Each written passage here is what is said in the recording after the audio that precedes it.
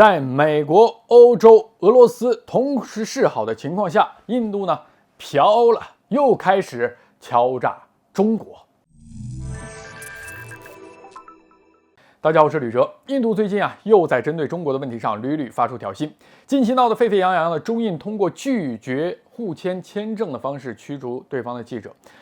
而这件事的起因就是印度在2017年毫无理由地将中国驻印度记者的签证缩短至3个月，甚至是1个月。在2020年，印方直接拒绝审批中方记者到印度常驻的申请，甚至在中方记者签证还处于有效期的情况下，直接要求限期离境。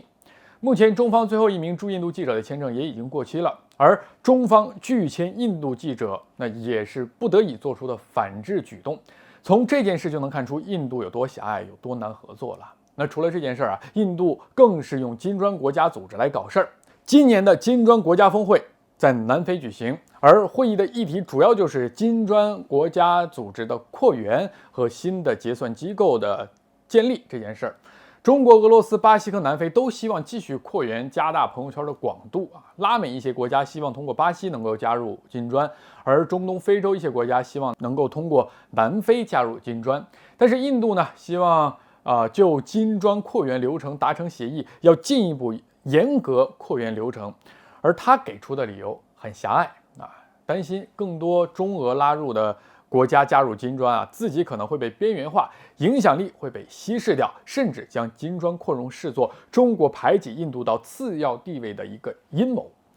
为了阻挠扩员，金砖国家轰轰烈烈去美元化的时候印度也唱反调。你看，印度第一邮报近日报道说，对俄卢比石油贸易停滞之后印度应该警惕金砖国家货币，那其实就是针对的什么？人民币咯。因为之前俄罗斯就暂停了用卢比结算双边贸易谈判，认为拥有大量卢比实在不划算，更希望用人民币来结算。而现在金砖国家组织各成员国之间也开始利用本币结算，甚至准备构建新的结算机制，到时候人民币可能会占据很大的份额，印度自然不爽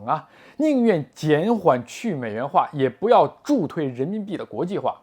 二极管思维实在是狭隘那此外呢，中印再次就解决边境西段问题举行了双边的会谈，估计印度在西段又有新动作。总之最近印度对中国的挑衅是愈发频繁，因为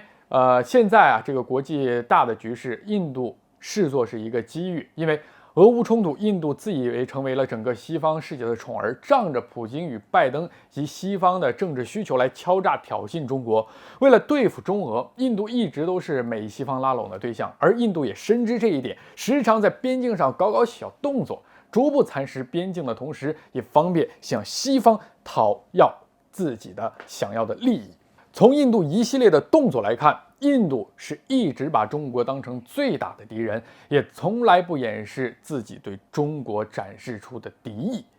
而且印度一直自视甚高。就像前不久印度外长苏杰生说的说中国是非常复杂的挑战，印度的崛起在世界上有非常特殊的意义，只有中国的崛起才能与之相提并论。没有自知之明且执着与中国进行对抗，但中国显然没把它当成一个重量级的对手，也无意要与印度所谓的抗争与争霸。但印度呢，要非得试一试，想要和中国掰手腕，